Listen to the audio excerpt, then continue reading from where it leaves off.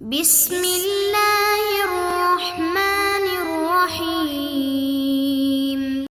نحمده ونصلي ونسلم على رسوله الکریم اما بعد۔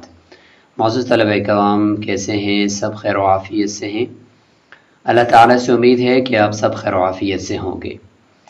سبق نمبر 168، اور ہم اس سبق میں باب العتق علی جعل اس کو شروع کرنے جا رہے ہیں۔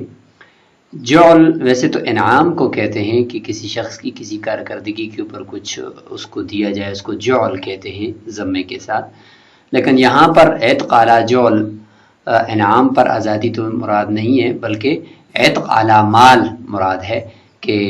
ایک تو ہوتا ہے بدلے کتابت کا باقاعدہ عقد کرنا غلام کے ساتھ، لیکن ایک ہوتا ہے کہ بس اس کو یہ سیدھا کہنا ہے کہ بھئی اتنے پیسے لے کر آؤ تو تم آزاد ہو، یا میں نے تمہیں آزاد کر دیا اتنے پیسوں کے عوض میں،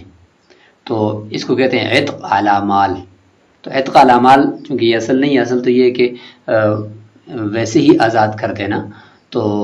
عتق علی مال اس لیے اس کو مؤخر کر دیا، اور جو اصل تھا اس کو پہلے ذکر کر دیا۔ تو اس باب کے اندر ہم جو ہے وہ آزادی بالعوض کا بیان پڑھیں گے۔ سب سے پہلے بات کریں گے عتق علی مال کی، اور اس کے بعد پھر آگے انشاءاللہ ہم مزید بھی چلیں گے۔ اور اس باب کا ہم خلاصہ دیکھتے ہیں، تو اس میں ہم کل 2 ابحاث اور ایک خاتمہ پڑھیں گے۔ عتق علی جعل کا جو باب ہے، اس کے اندر جو سب سے بنیادی طور پر 2 ابحاث ہیں۔ نمبر 1 عتق علی مال، یعنی مال لے کر آزاد کرنا، اور دوسرا ہے عتق علی المنفعات، یعنی منفعت کے اوپر آزاد کرنا۔ مال تو کچھ بھی نہیں لے رہا، بلکہ یہ کہہ رہے کہ تمہیں میں آزاد کرتا ہوں، لیکن اتنی عرصہ تک جو ہے تو نے میری خدمت کرنی ہے، یا یعنی اس کی کچھ منفعت کو استعمال کر کے اس کے عوض میں آزادی۔ اور تیسرا اس باب کے اندر ہم ایک خاتمہ بھی پڑھیں گے۔ عتق علی مال، اس کے اندر پھر مزید 3 صورتیں بنے گی۔ التعلیق، یعنی اس کی آزادی کو معلق کر رہا ہے مال کے اوپر کہ اتنے پیسے، ان ادیت الی الفا فانت حر، جس وقت تو نے مجھے، یا اگر تو نے مجھے 1000 روپیہ دے دیا تو تم اس وقت آزاد ہو، معلق کرتا ہے۔ اور دوسرا ہے تنجیز، انت حر علی 1000 درہم، یعنی ب1000 درہم، کہ تم آزاد ہو 1000 روپے کے عوض میں۔ یہاں پہ کوئی شرط نہیں ہے، کوئی جزا نہیں ہے، بس سیدھے سیدھے یہ کہ تم اتنے پیسے لاؤ تو بس تم آزاد ہو۔ اور تیسری اس میں صورت ہوتی ہے الاضافۃ بعد الموت، یعنی عتق علی مال ہے، لیکن یہ کہتے ہیں کہ میرے مرنے کے بعد تم آزاد ہو۔ اور خاتمے کے اندر ہم پڑھیں گے الفرق بین قولہ علی اور عن، اگر علی کے ذریعے سے لفظ بولا ہے تو اس میں، اور عن کے ذریعے سے بولا ہے تو اس میں کیا فرق ہے، تو اس فرق کو بھی ہم انشاءاللہ واضح کریں گے۔ تو سر دست اس سبق کے اندر ہم صرف عتق علی مال اور اس کی جو صورتیں ہیں ان میں سے تعلیق اور التنجیز، اس کے اوپر بات کریں گے، اور پھر انشاءاللہ اگلے سبق کے اندر الاضافۃ بعد الموت کا ذکر کریں گے۔ اس کے بعد پھر عتق علی المنفعات اور خاتمہ انشاءاللہ اس کے بعد کے سبق میں آئے گا۔ باب العتق علی جعل، ومن اعتق عبدہ علی مال فقبل العبد عتقہ، کسی شخص نے اپنے غلام کو مال کے عوض میں آزاد کیا۔ یہاں پہ اعلیٰ ہم شرط کے معنی میں نہیں لیتے، بلکہ ہم عوض کے معنی میں لیتے ہیں، دلالت حال کی وجہ سے، ورنہ تو اعلیٰ شرط کے لیے آتا ہے۔ دلالت حال یہ کہ اس نے یہاں پر کچھ بھی حرف شرط نہیں لایا، جزا نہیں لایا، اور بات بھی اس طرح کی ہے کہ گویا کہ یہ ایجاب کر رہے اور غلام آگے سے قبول کر رہا ہے، تو یہ ایجاب اور قبول گویا کہ ایک بے کی طرح کا ایک معاملہ ہو گیا ہے، جزا اور شرط کا یہاں پہ ذکر نہیں ہے، تو لہذا یہاں پہ ہم اعلیٰ کو عوض کے معنی میں لیں گے۔ تو یہ تنجیز کی صورت ہے، یعنی عتق علی مال میں یہ تنجیز، اس کو پہلے ذکر فرما رہے ہیں۔ فرماتے ہیں کہ اس کی صورت یہ بنے گی کہ مولا اپنے غلام کو اس طرح کے الفاظ کہے گا، وَذَلِكَ مِثْلُ أَن تَقُولَ أَنْتَ حُرٌّ عَلَىٰ 1000 درہم، یا او ب1000 درہم، کہ تم آزاد ہو 1000 درہم پر، یا 1000 درہم کے عوض میں۔ وَإِنَّمَا يَعْتِقُ، اچھا یہ آزاد کب ہوگا؟ فرماتے ہیں کہ یعتق بقبولہ، خود جب غلام قبول کرے گا تو اس قبول کرنے کی وجہ سے یہ آزاد ہوگا، اگر وہ قبول نہیں کرتا تو یہ آزاد نہیں ہوگا۔ یہ کیوں؟ غلام کی قبولیت کو یہاں پہ کیوں ضروری قرار دے دیا؟ ورنہ اگر مولا آزاد کرے تو ویسے بھی وہ غلام اگر قبول کرے یا نہ کرے تو غلام آزاد ہو جاتا ہے، تو یہاں پر غلام کی قبولیت کی شرط کیوں لگائی؟ فرماتے ہیں کہ لِأَنَّهُ مُعَاوَضَةُ الْمَالِ بِغَيْرِ الْمَالِ، یہاں پہ ایک عقد ہو رہا ہے مال کا غیر مال کے بدلے میں، کیونکہ ادھر سے مولا جو غلام کو دے گا تو وہ مال تو نہیں ہے، وہ ایک آزادی ہے، وہ ایک قوت سی ہے غلام کو ایک ملے گی آزادی کی، اور وہ مال نہیں ہے، اور جو مولا کو ملے گا غلام کی طرف سے وہ مال ہے۔ لہذا معاوضۃ المال بغیر المال یہ ایک طرح کا عقد ہو رہا ہے، بے کی طرح ہے یا اجارے کی طرح ہے، تو اس لیے فرماتے ہیں کہ اس میں جانبین سے ایجاب اور قبول جو ہوتا ہے وہ ضروری ہوتا ہے۔ اذ العبد لا یملک نفسہ، اچھا یہ معاوضۃ المال بغیر المال کیوں ہے؟ فرماتے ہیں کہ اس لیے کہ غلام اپنے آپ کا مالک نہیں ہوتا،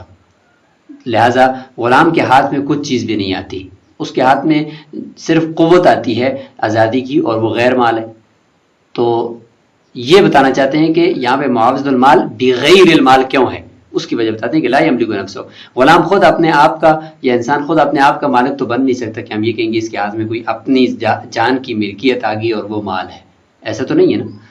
لہٰذا وہ من قضیہ، یہاں تک یہ بات اس کی دلیل ہوگی کہ بغیر المال کیوں ہے، اور آگے اب پھر اسی کے ساتھ کہ لأنه معاوضۃ المال بغیر المال ہے، اور اس کا تقاضا یہ ہے کہ ومن قضیۃ المعاوضۃ ثبوت الحکم بقبول العوض للحال،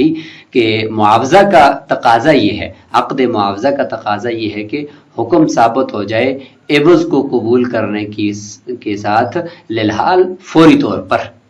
فوری طور پر جب غلام کہتے ہیں کہ ہاں ٹھیک ہے اتنے پیسے میں لا سکتا ہوں اور آپ کو دے سکتا ہوں، تو فوری طور پر غلام آزاد ہو جائے گا، یہ قبول کرتے ہی آزاد ہو جائے گا، اور اب اس کے اوپر جو دین ہوگا وہ اس نے دینا ہوگا، ادا کرنا ہوگا، اور یہ اسی طرح کا ہے جس طریقے سے بے کے اندر ادھار بے جس طرح ہوتی ہے، کما فی البے۔ فَإِذَا قَبِلَ صَارَ حُرًّا، جب غلام قبول کر لے گا تو قبول کرتے ہی وہ آزاد ہو جائے گا۔ وما شرطا، اور جو مولا نے شرط لگائی ہے، شرط تو یہاں پہ وہ جو اصطلاحی شرط اور جزا ہے وہ مراد نہیں ہے، جیسے ابھی ہم نے ذکر کیا، شرط کا مطلب ہے کہ جو لازم کیا ہے یا جس مال کے ساتھ مولا نے غلام کے اوپر ایجاب کیا ہے، وہ ایجاب کیا وہ جو مال ہے وہ دین علیہ، غلام کے اوپر دین ہے، اور یہ ایسا دین ہے کہ حتی تصح الکفالۃ بہ، اس کی کفالت اٹھانا درست ہے، اس کی طرف سے کوئی کفیل بھی بن سکتا ہے۔ یہ مکاتب کے اوپر جو بدل کتابت ہوتا ہے اس کی طرح نہیں ہے، بخلاف بدل الکتابتی، لأنہ ثبت مع المنافی، کیونکہ وہ تو باقاعدہ ایک عقد ہوتا ہے اور وہ منافی کے باوجود ثابت ہوتا ہے۔ منافی کیا ہے؟ وہ قیام الرق علی معرفہ، وہ تو رقیت قائم رکھتے ہوئے غلام کے اوپر مال کو لازم کرنا ہوتا ہے۔ یہ فرق ہے اس میں اور اعتقال اعمال میں، کہ بدل کتابت جو ہوتا ہے اس میں غلام ملکیت سے نکلا نہیں ہوتا، مولا کہتا ہے کہ اتنے پیسے لاؤ گے تو اس کے بعد آزاد کروں گا، ابھی نہیں۔ لہذا وہ جو غلام جا کر مکاتب مال کما رہا ہوتا ہے تو وہ مال کماتے ہوئے وہ مولا کی ملکیت میں ہوتا ہے، صرف قبضہ نہیں ہوتا مولا کا، بقیہ تو وہ مولا کی ملکیت میں ہوتا ہے۔ اس لیے اس دین کے اوپر اس دین کی کوئی کفالت نہیں لے سکتا، کیونکہ وہ منافی یعنی اپنا غلام ہونے کے باوجود اس کے اوپر مال کو لازم کرنا، تو غلام کے اوپر مال کو لازم تو نہیں کیا جا سکتا نا، تو اس منافی کے باوجود اس کے اوپر مال لازم ہے، تو وہ ہے خلاف قیاس۔ جو چیز خلاف قیاس ہوتی ہے وہ اپنے مورد پر بند ہوتی ہے، لہٰذا اس میں صرف اس غلام کے اوپر، اس مکاتب کے اوپر تو وہ دین ہے، لیکن اس کی کوئی کفالت نہیں اٹھا سکتا، کیونکہ وہ دین ضعیف ہے اور خلاف قیاس اپنے غلام کے اوپر لازم کیا گیا ہے۔ جبکہ یہاں پر یہ ہے کہ تم ابھی سے آزاد ہو، بس تم قبول کرو کہ تم 1000 روپے مجھے دو گے، بس تم ابھی سے آزاد ہو، تو لہٰذا یہاں پر تو وہ قبول کرتے ہی آزاد ہو گیا۔ اب جو دین ہے وہ ایک غلام شخص پر نہیں ہے، بلکہ اب جو دین لازم ہے وہ ایک آزاد شخص کے اوپر ہے، تو آزاد شخص کے اوپر جب دین ہوتا ہے تو اس کی طرف سے کوئی دوسرا کفالت اٹھا سکتا ہے، تو یہ فرق ہو گیا۔ وَإِطْلَاقُ لَفْظِ الْمَالِ، یہاں پر اعتق اعلی مال ہے نا، تو فرماتے ہیں یہ جو مال کا لفظ بولا گیا تو اس مال کے لفظ کا اطلاق کرنا ینتظم انواعہ، یہ مال کی ساری اقسام کو شامل ہو جائے گا، مثلا من النقدی، نقدی، والعرض اور سامان وغیرہ، والحیوان اور مال مویشی، ان سب کو یہ شامل ہوگا، کوئی بھی ہو تو اس کے اوپر یہ آزادی ہو سکتی ہے۔ وَإِنْ كَانَ بِغَيْرِ عَيْنِهِ، اگرچہ وہ متعین نہ ہو، مطلب یہ کہ جنس تو متعین ہو لیکن نوع متعین نہ ہو، مطلب یہ کہ بھینس کے اوپر میں تجھے آزاد کرتا ہوں، ایک بھینس لا کر دے دو، یا ایک گائے لا کر دے دو، میں تمہیں آزاد کرتا ہوں، یا سامان میں سے کہا کہ گندم لا کر دے دو، آگے وصف نہیں ذکر کہ گندم کون سی ہو، بھینس کیسی ہو، اس کا ذکر نہ کرے تو کیونکہ یہ جو عقد ہے اس میں اتنا تھوڑی بہت جہالت یہ چل جاتی ہے، بعینی ہی تو یہ بیع تو نہیں ہے نا، لہٰذا مولا اور غلام کے درمیان عقد ہو رہا ہے تو اس میں بہت ساری چیزوں کو اگنور کیا جا سکتا ہے۔ لِأَنَّهُ مُعَافَظَةُ الْمَالِ بِغَيْرِ الْمَالِ، کیونکہ یہ مال کا غیر مال کے ساتھ معافظہ ہے، تو فَشَابَهَ النِّكَاحَ وَالطَّلَاقَ، یہ نکاح کے مشابہ ہو گیا کہ نکاح میں ایک طرف مل کے بوزہ ہوتی ہے، دوسری طرف اس کے بدلے میں مہر ہوتا ہے، تو مہر بس صرف متعین یہ کر دیجئے کہ ایک بھینس دیں گے تو وہ مہر متعین ہو گیا، اگرچہ اس کا وصف متعین نہ ہو تو پھر بھی چل جاتا ہے، اتنی جہالت اس میں چل جاتی ہے۔ والطلاق، طلاق کے مشابہ بھی ہو گیا ہے، طلاق اعلی مال جو ہوتی ہے اس میں بھی اگر آپ صرف یہ کہ بھائی مال دوں گا یا ایک من گندم لوں گا اور اس کے بدلے میں طلاق دیتا ہوں تو یہ طلاق اعلی مال جو ہوگی، تو اس میں بھی مال اگر تھوڑا بہت اگر مجہول ہو تو وہ بھی چل جاتا ہے۔ اس طریقے سے وصلح عن دم العمد، جب صلح ہو رہی ہوتی ہے تو بہت ساری چیزوں کو برداشت کر دی جاتی ہے، تو اس میں اگر کوئی مال دم عمد یعنی قتل عمد کی صلح ہو رہی ہے تو اس کے بدلے میں کوئی مال لے رہے ہیں ورثہ مقتول کے اولیاء، تو اس وقت اگر وہ مال تھوڑا بہت اگر مجہول بھی ہو جائے تو چونکہ صلح صفائی ہو رہی ہے تو اس میں تھوڑی بہت جہالت چل جائے گی اور بعد میں وہ خود بخود متعین ہو جائے گی۔ اس طریقے سے وقت الطعام والمکیل والموزون، اس طریقے سے فرماتے ہیں کہ جس طریقے سے مال کا ذکر کیا تو مال میں کھانے پینے کی جو اشیاء ہیں، غلہ وہ بھی آ سکتا ہے، اور ہر مکیلی چیز جس کو کیل کر کے فروخت کیا جاتا ہے، ہر موزونی چیز وہ سب اس میں شامل ہے۔ اذا کان معلوم الجنس، بشرطے کہ اس کی جنس معلوم ہو، مطلب مکیلی، موزونی یا غلہ، بس اس کی جنس کا مطلب ہے کہ گندم ہے، چاول ہے، بس یہ معلوم ہونا چاہیے، آگے وصف معلوم نہ ہو۔ ولا تضر جہالت الوصف، وصف کی جہالت اس کو نقصان نہیں دے گی، یا نہ یسیرۃ، کیونکہ یہ تھوڑی بہت ہوتی ہے اور مولا اور غلام کے درمیان اتنی بہت جہالت وہ چل جاتی ہے۔ قال، امام قدوری رحمہ اللہ فرماتے ہیں وَلَوْ عَلَّقَ عِتْقَهُ بِأَدَاءِ الْمَالِ صَحَّ وَصَارَ مَأْذُونًا، پہلے تو یہ تھا کہ وَمَنْ آتَقَ عَبْدَهُ عَلَى مَالٍ فَقَبِلَ الْعَبْدُ عَتَقَ، یہ تنجیز کی صورت تھی کہ بس صرف کوئی شرط وغیرہ نہیں لگائی، کوئی جزا نہیں ہے، صرف یہ کہا کہ تم بس اتنے پیسے لاؤ، تم آزاد ہو، بس اتنے پیسے لے کر آ جاؤ، اور اس نے کہا ٹھیک ہے میں پیسے لاتا ہوں، تو فوری طور پر آزاد ہو گیا۔ یہاں پہ اب باقاعدہ اس کی آزادی کو معلق کیا جا رہا ہے پیسے وصول کرنے کے اوپر، تو فرماتے ہیں کہ اس صورت میں اگر اس نے اس کی آزادی کو پیسے یعنی مال کی ادائیگی کے ساتھ معلق کر دیا کہ جس دن مال لے کر آؤ گے تب آزاد ہوگے، اس سے پہلے آزادی نہیں ہے، تو یہ ہے جی تعلیق، یہ بھی درست ہے۔ لیکن اس صورت میں غلام آزاد تو نہیں ہوا لیکن عبد مأذون کی طرح ہو گیا،